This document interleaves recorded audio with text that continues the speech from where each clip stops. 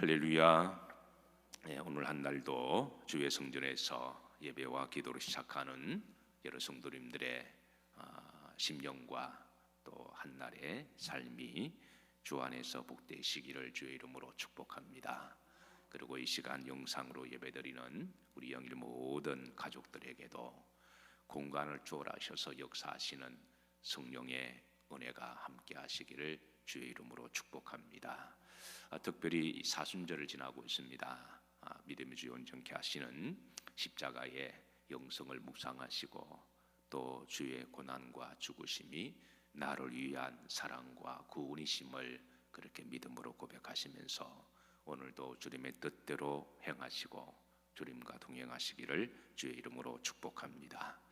자, 우리가 어제 말씀 엘리후의 네 번째 변론 중에 이제 하나님의 섭리관 24절 말씀 한 절 나누었습니다. 자, 오늘은 이어서 말씀을 나누는데요. 우리가 24절 보실 때에 여기에 그대는이라고 시작하죠.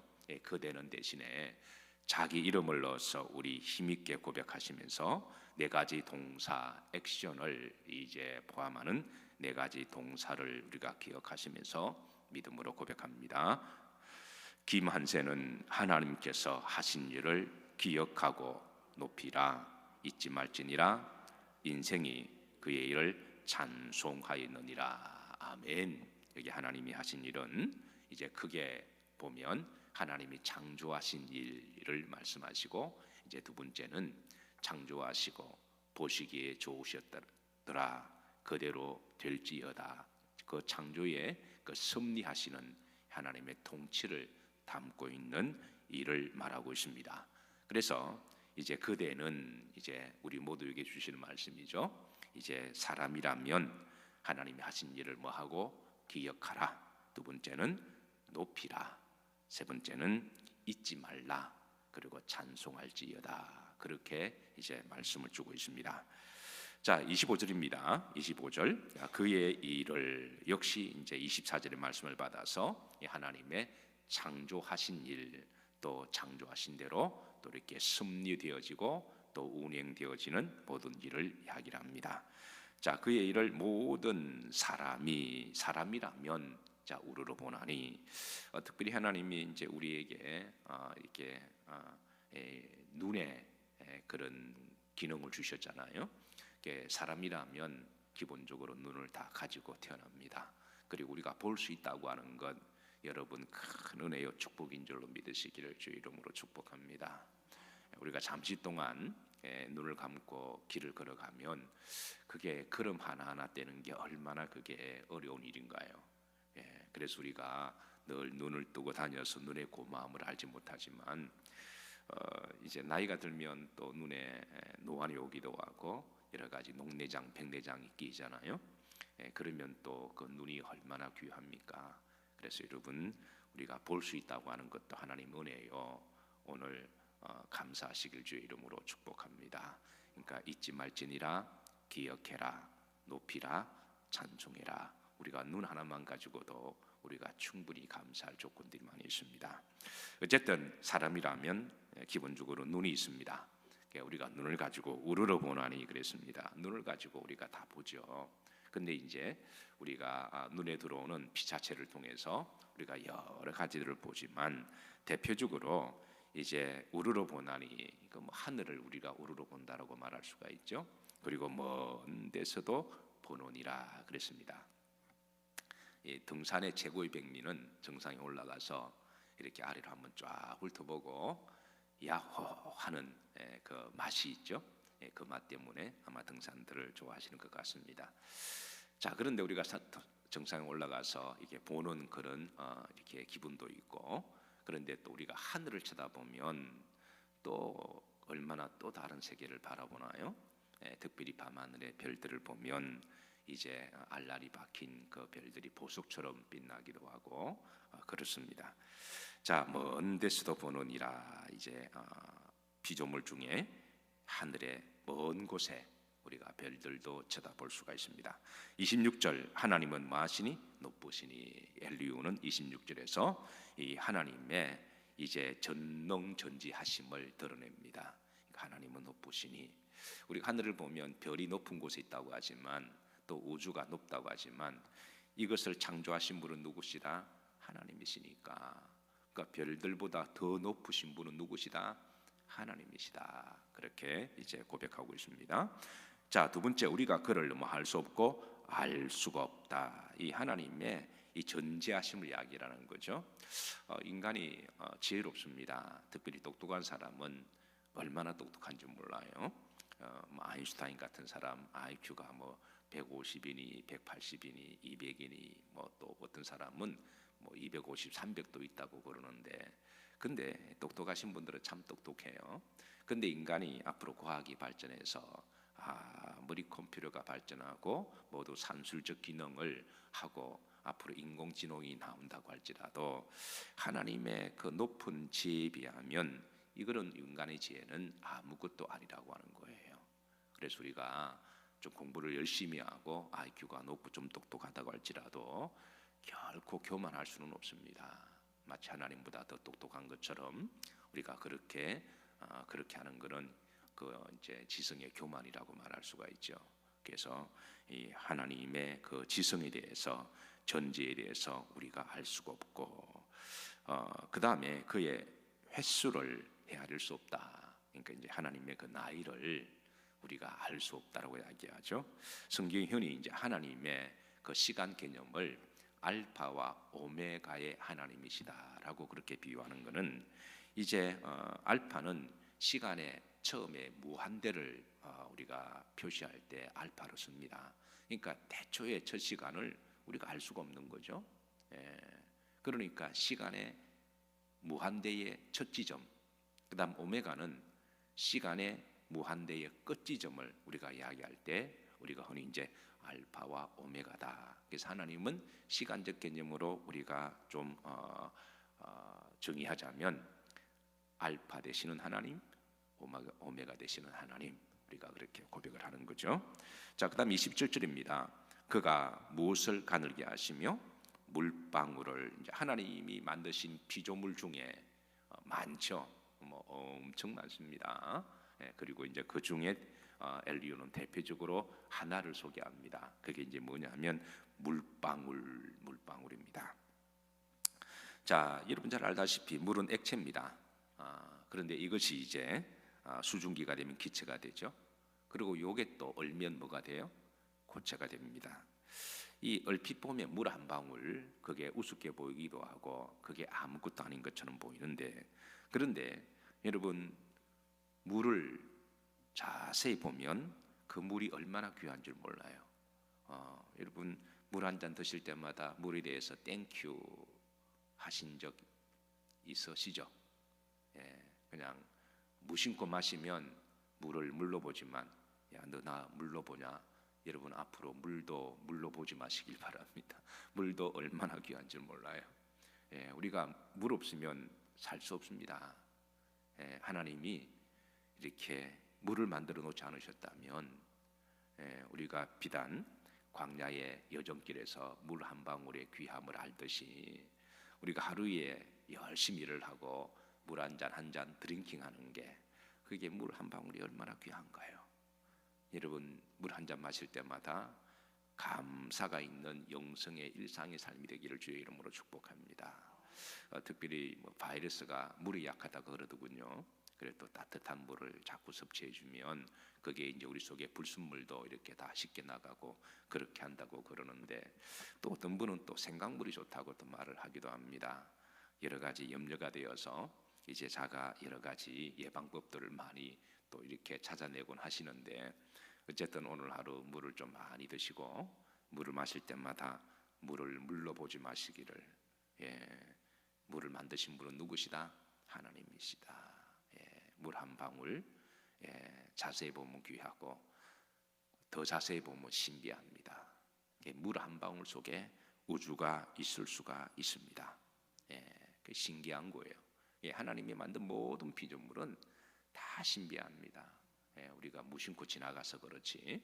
지금 엘리야는 대표적으로 한 피조물, 그 물 한 방울, 그 안에도 하나님의 섭리가 있고 그것도 하나님이 만드셨고 그것도 우리 인간생을 살아가는데 축복이다. 꼭 우리가 돈을 벌고 하나님이 그냥 복권을 주시듯 돈을 주시고, 그리고 내가 병들었을 때 그 아픈 부위를 고쳐주시고, 안전뱅이가 벌떡벌떡 일어나고, 듣지 못하는 사람이 들리고, 보지 못하는 사람이 보는 것만 기적이 아니라, 이런 물 한 방울도 하나님의 기적이고, 하나님의 사랑이 깃들어가 있고, 그러니까 우리가 물 없으면 살 수 없잖아요. 그러니까 물 한 방울 한 잔 마시더라도 하나님이 하신 일을 기억하고 잊지 아니하고 그분을 높이고 그분을 찬송하는 게, 그게 우리가 일상의 영성이라고 하는 것이죠. 자, 그리고 이제 28절입니다. 27 중반에 보시면, 자, 이제 물 방울을 가늘게 하시면 빗방울이 뭐하여 정발하여, 이제 물이 기체화되어 가는 이 화학적 작용, 물리적 현상을 이야기합니다. 여러분, 물이, 액체가 이렇게 수증기가 되어서 하늘로 올라가는 이 기체 화학적 물리적 현상을, 물리적인 섭리를 그렇게 만드신 분이 누구십니까? 하나님이시죠. 그래서 우리가 자연과학에 대해서 물리적으로 증명된다고 해서 그게 인간이 똑똑하다 끝나는 게 아니라, 그렇게 만드신 하나님의 물리적 현상을 우리는 단지 이제 발견한 것에 불과한 거죠. 발견했다고 해서 우리가 창조물이 된 것처럼 교만할 필요가 없습니다. 그래서 우리가 발견할수록 우리가 하나님의 그 놀라운 섭리에 대해서 우리가 감사하고 찬송해야 될 줄로 믿습니다. 그래서 사실은 과학자들이 더 겸손해야 돼요. 과학자들은 물리적 현상 보고 먹고 사는 사람들이잖아요.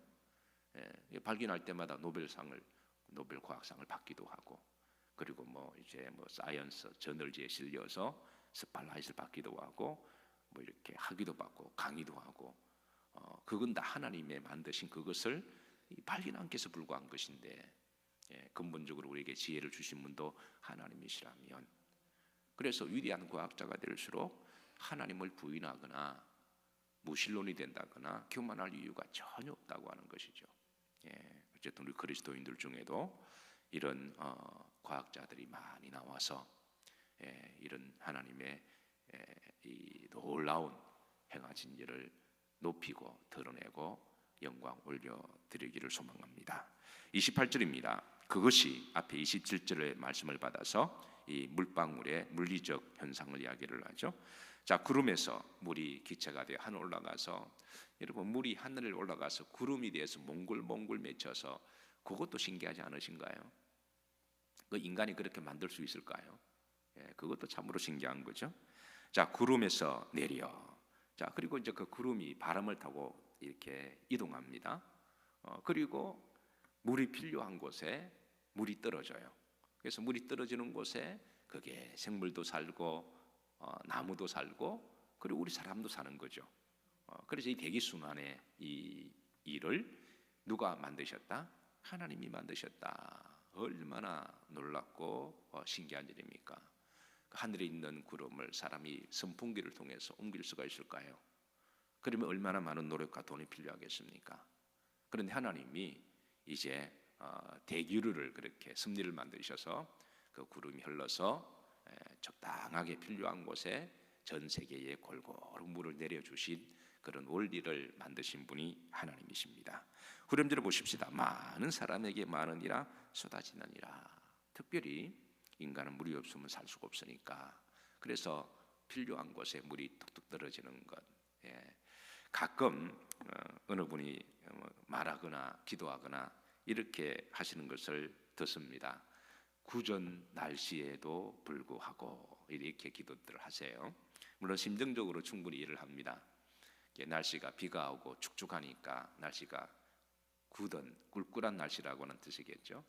그런데 우리가 조금만 생각하면 사실 모든 일기는 하나님이 다 필요하셔서 만드신 거예요. 비가 오지 않으면 우리가 어떻게 살아갈까요? 그러니까 사실은 굳은 날씨가 없습니다.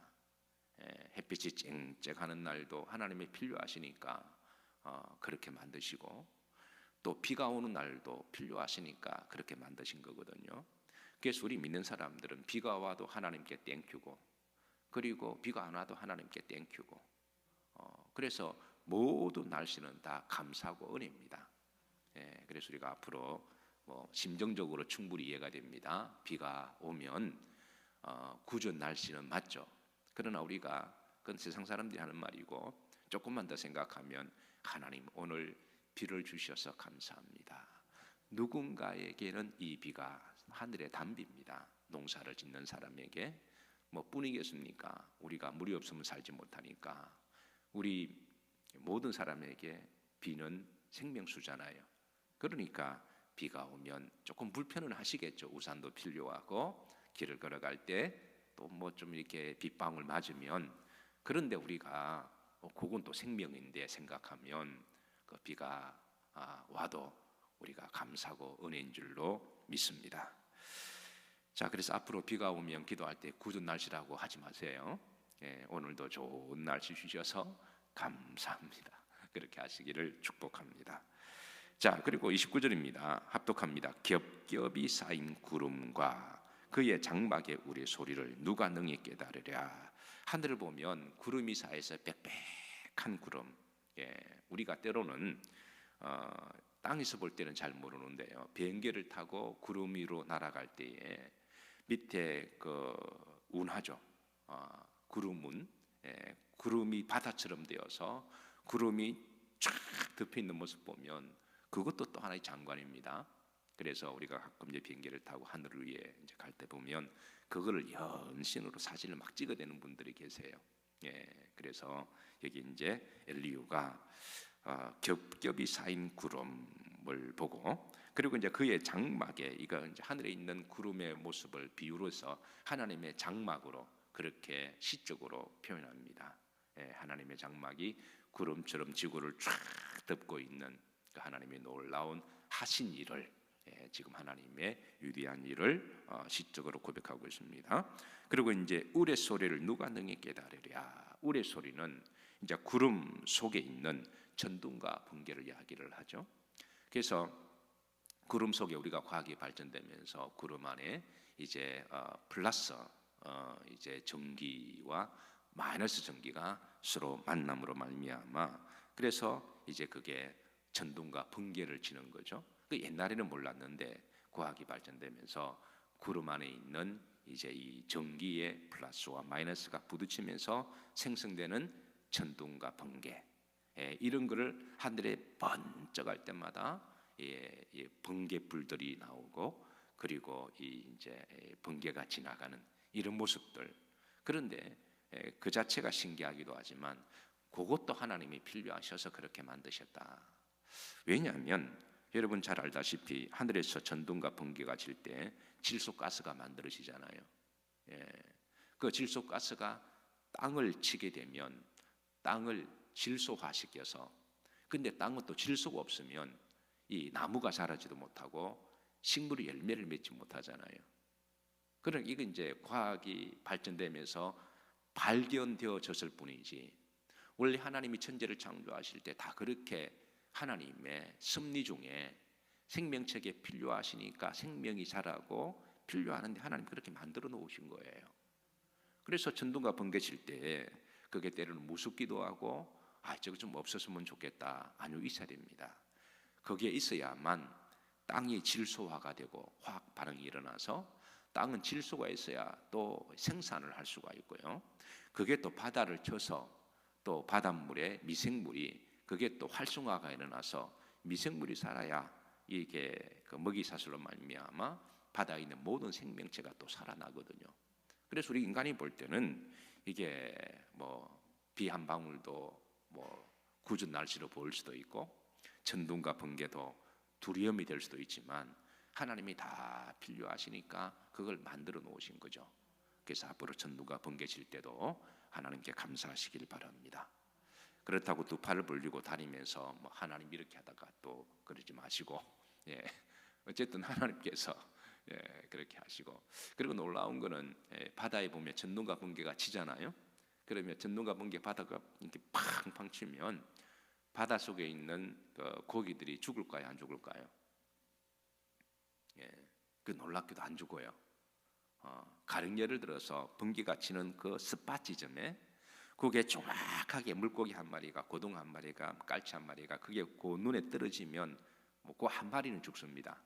그런데 그 주변은 그 괜찮아요. 왜냐하면 뭐 아시는 분 잘 아시지만 플러스 마이너스가 만나야 그게 이 스팟이 크게 일어나잖아요.